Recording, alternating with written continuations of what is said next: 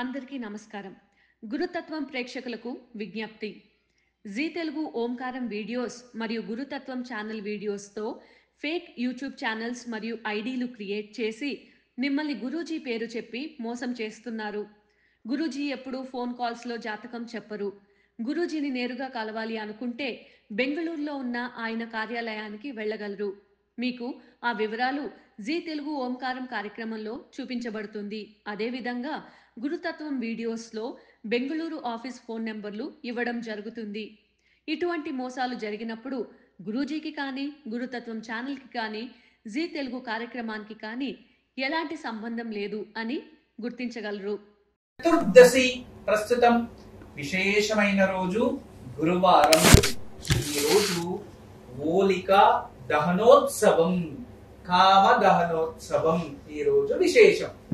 ఈ రోజు మనమందరూ కూడా మనలో ఉన్న దారిద్ర్యం దహనం అవ్వాలి అంటే మంత్రబలంలో ఓం భార్గవియై నమః అనే నామాన్ని జపించాలి. భార్గవి ఎక్కడుంటుందో అక్కడ దారిద్ర్యం ఉండదు. భార్గవి అంటే ఎవరు తెలుసా? సాక్షాత్ మహాలక్ష్మి.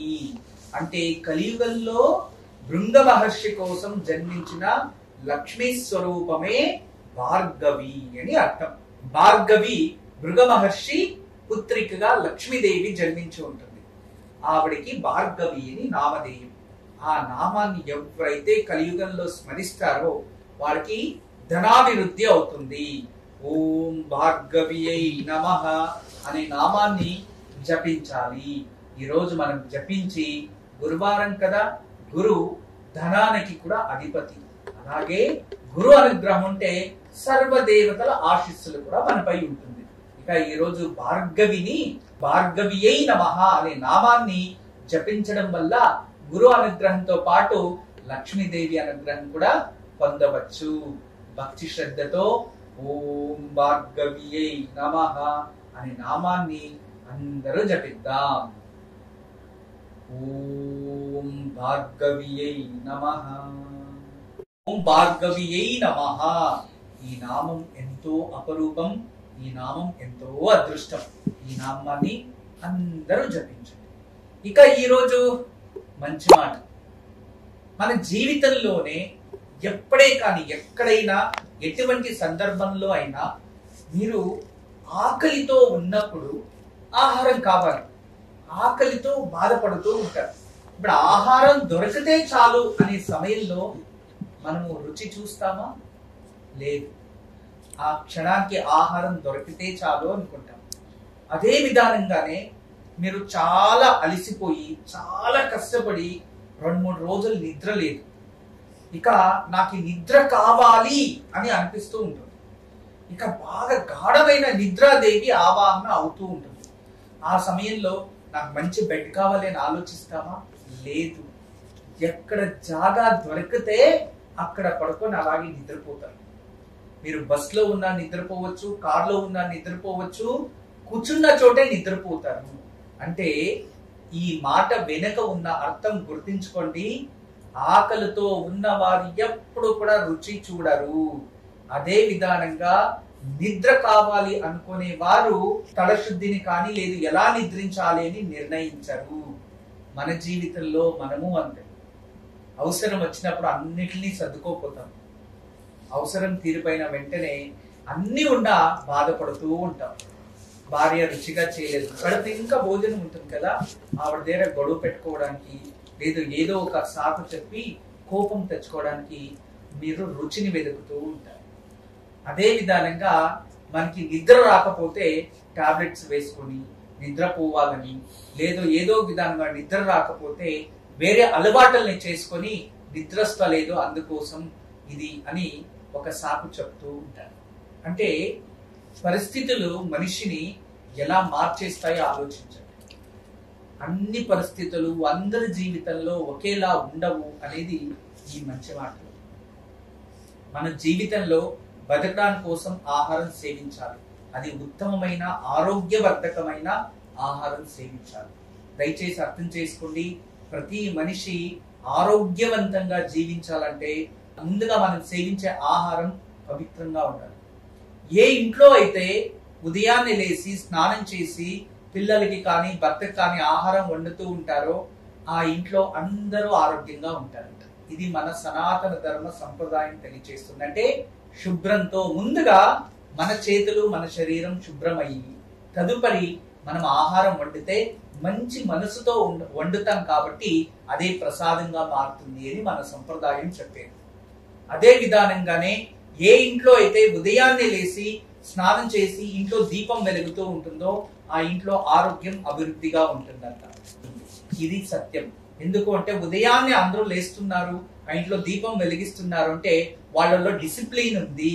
ఆ డిసిప్లిన్ ఉండడం వలన వాళ్ళు బద్ధకస్తులు కాదు, వాళ్ళు కష్టజీవులు. ఏదైనా వాళ్ళు కష్టపడి ఏదైనా ఎదిరిస్తారు అని అర్థం. అదే విధానంగానే మనము ఏ ఇంట్లో ఉంటామో ఆ ఇల్లు మనదే అనుకొని శుభ్రంగా పెట్టుకొని ఉండే ఇంటిని చక్కగా కాపాడుకొని మనం ఉన్నాము అంటే తృప్తిగా బతుకుతున్న జీవితం అని అర్థం. అదే స్వంతిల్లున్నా మంచి గది ఉన్నా ₹1,00,00,000 బెడ్ ఉన్నా దానిపై నిద్ర వస్తా లేదు అంటే అతను తృప్తిగా జీవిస్తా లేదు అని అర్థం. చూసారా, తృప్తి అనేది ఎక్కడైనా లభిస్తుంది. తృప్తి అనేది ఏ సమయంలో అయినా పొందవచ్చు. దాన్ని తృప్తిగా బతికేది అలవాటు చేసుకోవాలి. దీనికి అనుసంధానంగా చిన్న ఒక కథ ఉంది, తెలియజేస్తా వినండి. పూర్వంలో ఒక భార్యాభర్త ఒక పెద్ద ఫంక్షన్స్ వెళ్ళి వస్తూ ఉంటారు. ఆ ఫంక్షన్ ప్రభుత్వమే అరేంజ్ చేసి ఉంటుంది. ఒక అతను చిన్న వయసు నుంచి కష్టపడి చాలా వరకు కష్టపడి అతను అన్ని రకాల పనులు చేసి ఒక దినకూలిగా ప్రారంభించి ఆఖరికి అతనే ఒక పెద్ద వ్యాపారవేత్తగా మారుతాడు. అంత కృషి చేస్తారు, అన్ని పనులు చేస్తారు, ఆఖరికి 100 మందికి జీవిత ఆధారాన్ని చూపిస్తారు. అటువంటి వ్యక్తిని గుర్తించి ఆ వ్యక్తిని పిలిచి ప్రభుత్వం గౌరవించి వాళ్ళకి సత్కారం చేసింది. ఆ సమయంలో ఆ భార్యాభర్తలు ఇద్దరు ఆ సత్కారాన్ని ముగించుకొని ఇంటికి వస్తూ ఉంటారు. వస్తూ ఉంటే ఆ భార్య దారిలో ఉన్న ఒక కొట్లో మంచి బెడ్షీట్స్ కనబడతాయి, చాలా విలువైనవి. దాన్ని చూడంగానే అయ్యవండి అవి కొందాము అంటారు. సరే తీసుకుందామని తీసుకొని దారిలో కారులో పెట్టుకొని ఆ భార్యాభర్త ఇద్దరు ముందుకెళ్తూ ఉంటే ఇంటికి వెళ్లే సమయంలో అక్కడ ఒక భిక్షకుడు కనబడతాడు. రాత్రి వేళ చల్లటి వాతావరణం. ఒక భిక్షకుడు చాలా బాధతో తను నిద్రించకుండా ఉండేట్టు కనబడతాడు. దాన్ని చూసిన వెంటనే ఇతనికి ఏదో మనసుకు అనిపించింది. ఇతనికి నిలిపించి ఆపి ఆ బెడ్షీట్ కొన్నాను కదా అది ఇవ్వు అంటాడు. ఎందుకు అంటే చూడు ఆ భిక్షకుడు చలికి చాలా కష్టపడి నిద్రపోతా లేదు, అతనికి ఆ బెడ్షీట్ ఇచ్చేద్దాము, మనకు కావాలంటే రేపు ఇంకోటి కొనుక్కుందాము అంటారు.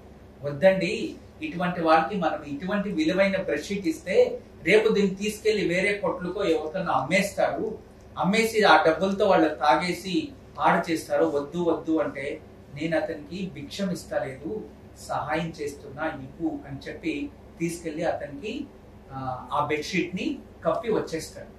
తర్వాత 2 రోజులు 3 రోజులు అయిన తర్వాత అదే దారిలో ఆ భార్య భర్త ఇద్దరు వస్తూ ఉంటే అప్పుడు అనుకోకుండా ఆ భార్య అతను చూస్తుంది. మళ్ళీ అతని శరీరం పైన ఆ బెడ్షీట్ ఉండదు, అదే పరిస్థితుల్లో అక్కడే కొనుక్కో ఉంటారు.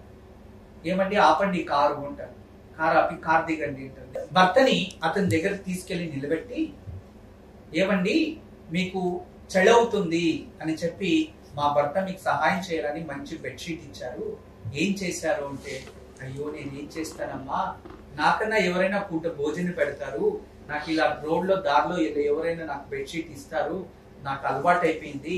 కానీ అక్కడ చూడమ్మా ఆమెకు 70 సంవత్సరాలు, శరీరానికి వయసు అయిపోయింది, కాలు విరిగిపోయింది, భోజనం కూడా పెట్టేవాళ్ళు లేదు, వర్షం వచ్చినా ఏ సమయంలో అయినా అక్కడే ఉంటుంది, ఆమె పైన జాలి కూడా చూపించరు, మళ్ళీ ఆమె నిద్రపోతూ ఉంటే దారిలో వెళ్లే వాళ్ళంతా చెడు దృష్టితో ఆ తల్లిని చూస్తూ ఉంటారు.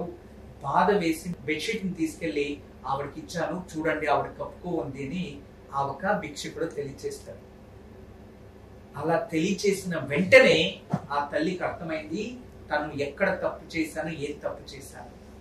అంతే, ఈ కథలో ఉన్న అర్థం మీరే తెలుసుకోండి. జీవితంలో మనమే గొప్పవాళ్ళు, మనమే పై స్థాయిలో ఉంటాం, లేదో మనకే కష్టాలు అనుకుంటే మనకన్నా కష్టాల్లో ఉండేవాళ్ళకి ఎంతో మంది ఉంటారు. జీవితంలో మీకన్నా గొప్పగా ఉండే వాళ్ళని చూసి మీరు బాధపడకండి. మన కింద మనకన్నా కష్టంలో ఉండే వాడిని చూడండి, అప్పుడు మీరు ఎంతో తృప్తిగా ఉన్నారు అని అనిపిస్తుంది. కష్టంలో ఉన్న వాళ్ళు జత చేరండి, అప్పుడు ఆ వాళ్ళకన్నా నేను బాగున్నాను అనే తృప్తి జీవితం మీలో ఉంటుంది. లేదో ఖచ్చితంగా తృప్తిగా మనం జీవించాము. మీకు అందరికీ తెలియచేసేది ఒకటే, జీవితంలో మంచి మార్గాన్ని ఎన్నుకోవాలి, జీవితంలో ధర్మ మార్గాన్ని ఎన్నుకోవాలి. అయితే నలుగురికి మంచిది చేయాలి, లేదు మన జీవితంలో ఎలా ఎదగాలి అని అనుక్షణం ఆలోచిస్తూ పరిశ్రమతో పైకి రావాలి. ఎంతో మంది ఈ కాలంలో టైం పాస్ చేస్తూ ఉంటారు, వాళ్ళకి డబ్బు విలువ తెలియదు. నెలకి ఎవరో కష్టపడి సంపాదించి మనకి శాలరీ ఇచ్చేస్తారు, ఏదో విధానంగా డబ్బులు సంపాదిస్తాం, అక్కడ ఇక్కడ టైం వృధా వ్యర్థం చేస్తూ ఉంటారు. జీవితంలో వాడు ఇతరుల పైన ఆధారపడడం మానేసి ఏదో ఒక విధానంగా చిన్న విద్యని చక్కగా రాత్రి పగలు కష్టపడి నేర్చుకొని దాన్నే పెట్టుబడిగా పెట్టి, అంటే నేర్చుకున్న విద్యలోనే పెట్టుబడిగా పెట్టి వాళ్ళ జీవితంలో ఈ రోజు ఎంతో మంచి స్థాయికి ఎదిగిన వాళ్ళు ఎంతో మంది ఉన్నారు. నేను కూడా అటువంటి వాళ్ళని ఎంతో మంది చూశాను. ఒక చిన్న వ్యక్తి 7th స్టాండర్డ్ అంతే అతను చదువుకోండేది, చిన్న వయసులోనే తండ్రి చనిపోయారు. ఇక ఆ తల్లి వేరే వివాహం చేసుకొని వెళ్ళిపోయింది. ఆ చిన్నవాడు అమ్మమ్మ దగ్గర పెరిగాడు, చూసుకోవడానికి అవ్వట్లేదు. అమ్మమ్మకి అనారోగ్యం వచ్చింది, అతనికి ఏం చేయాలో తెలియకపోతే 7th అతను చదివిండేది. 7th పైన స్కూల్ కి వెళ్ళడానికి డబ్బు లేదు, స్కూల్ కి వెళ్ళడానికి కాలేదు. అప్పుడు కూడా గవర్నమెంట్ స్కూల్ కి అప్పుడప్పుడు వెళ్ళొస్తూ 7th నుంచి 10th వరకు పోకుండా ఒకేసారి 10th ఎగ్జామ్ రాసి ఫెయిల్ అయ్యాడు. ఏం చేయాలో తెలియదు. అక్కడ ఇక్కడ జాబ్ చేసుకుని ఉండేవాడు, కూరగాయలు అమ్మేవాడు, ఇలా అంతా ఉండి ఆఖరికి అతను నిదానంగా నేను ఏదైనా సాధించాలి అనుకుని ఆలోచించాడు. చిన్నగా ఒక మొబైల్ తీసుకున్నాడు. మొబైల్ తీసుకొని ఆ మొబైల్ నుంచినే నేనేనన్నా వృద్ధి చెందాలి అని చెప్పి చిన్న చిన్న వీడియోస్ తీసి దాని గురించి మాట్లాడుతూ ఒక అద్భుతమైన విశ్లేషణ ఇస్తూ దాన్ని పోస్టింగ్ చేస్తూ వచ్చాడు. వ్యూస్ పెరిగాయి, రివ్యూస్ పెరిగాయి, అక్కడి నుంచి మానిటైజేషన్ స్టార్ట్ అయింది. అంతే, అతను ఏం చేశాడు తెలుసా, దాన్ని అలాగే ఫుల్ స్టాప్ పెట్టి ఒక మంచి స్కూల్ కి వెళ్ళి అతను స్వంతంగా వీడియోస్ ని ఎడిట్ చేయడం, ఇటువంటివన్నీ కోర్సెస్ కంప్లీట్ చేసి ఈ రోజు 140 కంట్రీలు తిరిగి ఈ రోజు ఎన్నో మిలియన్స్ వ్యూస్ ని చూసే ఒక అద్భుతమైన స్థానంలో కేవలం 10 సంవత్సరాల్లోనే ఎదిగేశాడు. ఈ రోజు అతని దగ్గర కొన్ని కోట్ల సంపద ఆస్తి మరియు వీవర్స్ ఉన్నారు. అంత గొప్ప స్థాయికి ఎదిగాడు ఆ ఒక విద్యాభ్యాసం లేని చిన్న వ్యక్తి. దీనికి కారణం కృషి. నేను తెలియచేసేది ఒకటే, ఎంతో మందికి సహాయం చేసే వాళ్ళు లేకుండా కష్టపడి పైకి వస్తున్నారు. ఎంతో మంది సహాయం చేసేవాళ్ళు లేకుండా ఎంతో విద్యాన్ని పోగొట్టుకొని కష్టపడి పైకి వస్తున్నారు. కానీ అన్ని ఉండి తల్లి తండ్రి అన్ని మీకు చేసి మీరు కష్టపడడం మానేసి సుఖ జీవితానికి అలవాట్లు పడి వాళ్ళల్లో తప్పులు ఎదగడం మీలో నేర్చుకున్నారంటే జీవితంలో తెలుసుకోండి, మీరు ఖచ్చితంగా జీవితంలో ఏదో ఒక రోజు ప్రశాంతతని కోల్పోతారు. అందుకే మీకు అందరికీ చెప్పే మంచి మాట, జీవితంలో సమయాన్ని వృధా చేయకండి, ఏదో ఒకటి నేర్చుకోండి. ఈరోజు దివ్యమైన తారాబలం అశ్విని మక మూల నక్షత్రం వారికి సంపద తార విశేషమైనది, ఉపయోగం చేసుకోండి. భరణి పుబ్బ పూర్వాషాఢ జన్మ తార ఆరోగ్య సమస్యలు ఉంటాయి, జాగ్రత్త వహించండి. కృతిక ఉత్తరాషాఢ వీరికి పరమమిత్ర తార, ఈ రోజంతా మీ ఫేవరెట్ డే, ఉపయోగం చేసుకోండి. రోహిణి అష్టాశ్రవణ మిత్ర తార, ఈ రోజు ఎక్సలెంట్ డే, ఉపయోగం చేసుకోండి. మృగశిర చిత్త ధనిష్ట నైదవ తార, కాస్త జాగ్రత్త వహించడం మంచిది. ఈ రోజు ఏదైనా పని చేస్తే దాన్ని పోస్ట్ పోన్ చేయడం కూడా మంచిదే. ఆరిద్ర స్వాతి షడ్విష నక్షత్రం వారికి సాధక తార, ఈ రోజు కాస్త ఎక్కువ కష్టపడాల్సి వస్తుంది, కష్టపడండి, ఖచ్చితంగా ప్రతిఫలం ఉంటుంది. ఇక పునర్వసు విశాఖ పూర్వ భాద్రపద వీరికి ప్రత్యరి తార, ఈ రోజు అంత శుభం కాదు, జాగ్రత్త వహించండి. ఇక పుష్య అనురాధ ఉత్తర భాద్రపద వారికి క్షేమతార ఉంటుంది, ఈ రోజు అతి మంచి రోజు, ఉపయోగం చేసుకోండి. ఇక ఆశ్లేష జ్యేష్ఠ రేవతి నక్షత్రం వారికి విపత్తారా, ఈ రోజు అంత మంచిది కాదు, జాగ్రత్త వహించడం మంచిది. ఈ రోజు దివ్యమైన వాస్తు. చాలా మంది ఒక ఇల్లు కన్స్ట్రక్ట్ చేస్తారు, కన్స్ట్రక్షన్ చేసిన తర్వాత అన్న తమ్ముళ్ళు చాలా ఫ్యామిలీ కుటుంబం చక్కగా ఉంటారు. తర్వాత వీళ్ళు అనుకోకుండా విడిపోయినప్పుడు మధ్యలో గోడ కట్టేస్తారు, అడ్డగోడ అంటాం. ఏ బునాది అయితే మనం వేసి ఆ మధ్యలో అడ్డగోడ కట్టినప్పుడు అది వాస్తు ప్రమాదం జరుగుతుంది. ఏ ఇంట్లో అయితే మధ్యం సెంటర్ భాగం క్లోజ్ అయిపోయి ఇటువైపు ఒకరు అటువైపు ఒకరు పార్టీషన్ చేసుకుంటారు, అప్పుడు ఇద్దరికి సమస్య ఖచ్చితంగా వస్తుంది. మెయిన్ మానసిక ఒత్తిడి, మానసికంగా బలహీనత, దైహిక బలహీనత, ఆరోగ్య సమస్యలు ఏర్పడతాయి. ఇంట్లో డిప్రెషన్ వెళ్ళడం, లేదు అంటే వేరే సమస్యలు ఏదైనా చిక్కేసుకోవడం, అనుకోకుండా చికాకులు రావడం, ఏ పని చేయడానికి కూడా మనసు సహకరించకుండా ఉంటుంది. ఇటువంటి సమస్యలు ఉంటే ఖచ్చితంగా మీరు దానికి ఏదైనా పరిష్కారం ఎదుర్కోండి. ఇక విధి లేదు అన్నప్పుడు ఆ అడ్డుగోడని తీయాల్సి వస్తుంది. లేదు అవ్వదు అంటే ఇటువంటి సమస్యలున్నా మధ్యలో అడ్డగోడ పెట్టి క్లోజ్ చేసి ఉన్నా ఆ ఇంట్లో ఖచ్చితంగా శ్రీవాస్తు యంత్రం ఉంటే దాని నుంచి వచ్చే పాజిటివ్ ఎనర్జీ వల్ల కొంచెం డిప్రెషన్ నుంచి బయటకు తీసుకొచ్చి మీరు శ్రమించడానికి మార్గాలు కనబడతాయి. ఇదే అద్భుతమైన శ్రీవాస్తు. రేపు హోలీ, రాధాకృష్ణుల హోలీ. రేపు ఉదయాన్నే మహావిష్ణుకి విశేషంగా పూజించాలి. విష్ణు ఆరాధన చేసి లక్ష్మీనారాయణ హృదయ స్తోత్రం చదువుకుంటే భార్య భర్త కుటుంబ మధ్యలో ప్రేమ ఆప్యాయత ఏర్పడుతుంది. అదే విధానంగా రేపు కృష్ణాష్టకం కానీ మధురాష్టకం కానీ రేపు ఉదయాన్నే పారాయణం చేస్తే మీకు కృష్ణుని అనుగ్రహంతో పాటు సత్సంతానం మరియు ఆనందకరమైన జీవితం ప్రాప్తిస్తుంది.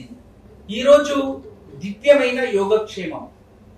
ఈరోజు సాయంత్రం తప్పకుండా మీరందరూ కూడా ఒక పూర్ణ కొబ్బరికాయ, అంటే పూర్తిగా చేరిన కొబ్బరికాయ మన ఇంటి స్త్రీ దేవతల ముందు పెట్టి కాస్త అక్షతలు, పుష్పక్షతలు చేతిలో తీసుకొని వాటికి నీళ్లు పోసి ఆ అమ్మవారిని స్మరిస్తూ, అమ్మా ప్రకృతి మాత, మా కుటుంబం నుంచి ఏదైనా దోషాలు వచ్చి ఉంటే, ఎటువంటి స్త్రీ శాపాలు ఏదైనా తగిలి ఉంటే వాటి నుంచి విముక్తి చేయి తల్లి అని చెప్పి ఆ పూర్ణ ఫలం పైన వేసి నమస్కారం చేసుకొని తదుపరి ఏదైనా దేవి స్తోత్రాన్ని పారాయణం చేసుకోవాలి. లలితా సహస్రనామం కానీ, లేదో లక్ష్మీ అష్టకం కానీ, లేదో దుర్గా కవచం కానీ, ఇలా ఏదైనా దేవి ఒక మంత్రాన్ని జపించాలి.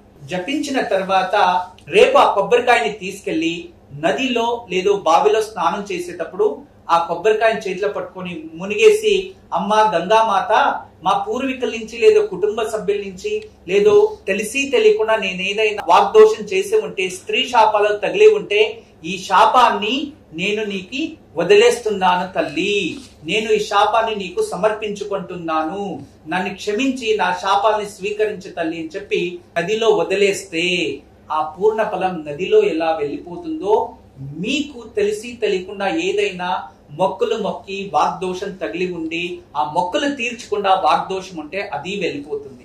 అలాగే స్త్రీ శాపాలు కూడా వెళ్తుంది. కానీ ఈ రోజు పూర్ణ ఫలాన్ని పూజించాలి. రేపు ఖచ్చితంగా దాన్ని తీసుకెళ్లి నదిలో స్నానం చేసి వదిలేయాలి. అలా ఉంటే మాత్రమే ఆచరించండి, లేదో ఆచరించేది వద్దు. కేవలం లక్ష్మీదేవి ముందు నైదీపం పెట్టి చక్కగా కనకదార స్తోత్రం చదువుకోండి, లక్ష్మీ అనుగ్రహం ప్రాప్తిస్తుంది. ఈ రోజు శుక్ర నక్షత్రం కాబట్టి లక్ష్మీదేవికి సంబంధించిన నక్షత్రం. ఈ రోజు సాయంత్రం లక్ష్మీదేవి ముందు నైదీపాలు వెలిగించి కనకదార స్తోత్రం చదువుకుంటే గురు అనుగ్రహంతో ఆర్థికంగా అభివృద్ధి కూడా చెందుతాం. అందరికీ నమస్కారం. ఈరోజు మీకు అందరికీ కూడా శ్రీవాస్తు యంత్రం గురించి పరిచయం చేయడానికి వచ్చాను. శ్రీవాస్తు యంత్రం మీరు చూస్తున్నారు. శ్రీవాస్తు యంత్రం, ఈ శ్రీవాస్తు యంత్రం ఈ విధానంగా 9 ఇంచెస్, ఇలా 9 ఇంచెస్, ఇలా 9 ఇంచెస్ ఉంటుంది. తదుపరి బ్యాక్ సైడు ఇలాంటి 9 చక్రాలు ఉంటాయి. ఫ్రంట్ ఈ ఒక గ్లోబ్స్లా ఒక 9 డాట్స్ ఉన్నాయి చూడండి, ఇలా 9. ఇది శ్రీవాస్తు యంత్రం అనేది ఒక కాస్మిక్ ఎనర్జీని అట్రాక్ట్ చేసుకుంటుంది. నెగిటివ్ ఎనర్జీని ఇంట్లో నుంచి బయటికి తరిమేస్తుంది. మీకు అందరికీ దానికి పరిష్కార మార్గంగా నేను ఇవి సూచిస్తున్నా. ఎందుకంటే చాలామంది పిల్లలు సరిగా చదువుతలేదు, ఇంకొకరు మా ఇంట్లో ప్రశాంతత లేదు, భార్యాభర్తల మధ్యలో సఖ్యత లేదు, దేవుడి గదిలో సరిగా పూజ చేయలేకపోతున్నా, ఇంట్లో ఏదో తెలియని బాధ అనిపిస్తుంది, మా ఇంట్లో ఎప్పుడు కూడా ఏదో తెలియని ఒక శ్మశానంకి వెళ్ళినట్టు అనిపిస్తూ ఉంటుంది, మా ఇంట్లో కలగానే ఉండదు ఎప్పుడు కూడా. ఇక మా ఇంటికి చాలామంది వచ్చిన వాళ్ళంతా వాస్తు దోషం అని చెప్తూ ఉన్నారు, మేము ఏం చేయాలి అని ప్రశ్నిస్తూ ఉండేవారు. వాళ్ళందరికీ కూడా ఒక మార్గోపాయం చాలా రోజుల తర్వాత రీసెర్చ్ చేసి ఇప్పుడు ఈ శ్రీవాస్తు యంత్రాన్ని మేము చూపిస్తున్నాం. ఈ శ్రీవాస్తు యంత్రాన్ని ఎప్పుడైతే ఎక్కడ ఫాల్ట్ అనిపిస్తుందో అక్కడ ఒక మేక కొట్టి తగిలించాలి, అంతే. పిల్లలు చదువుతా లేదు, చదివే రూమ్లో పిల్లలు ఏకాగ్రతగా చదవాలి అనుకుంటున్నారా, అక్కడ ఒకటి తగిలించండి.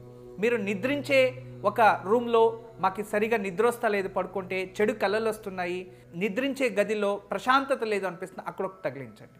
లేదు ఎవరో వాస్తు దోషం అని చెప్పారా, ఇంట్లో వాస్తు దోషాని కోసం ఇంటి హాల్లో ఒకటి తగిలించండి.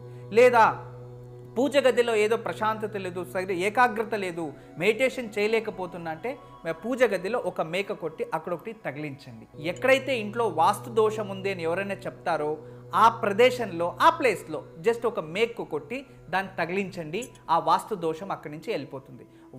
చాలా అద్భుతము, చాలా విశేషమైన శ్రీవాస్తు యంత్రం మీ వరకు తయారు చేయించాము. దీన్ని ఉపయోగించండి, దీన్ని లాభం పొందండి. నమస్కారం. వాస్తు యంత్రం సంప్రదించవలసిన నెంబర్లు 8844452344 040682766622.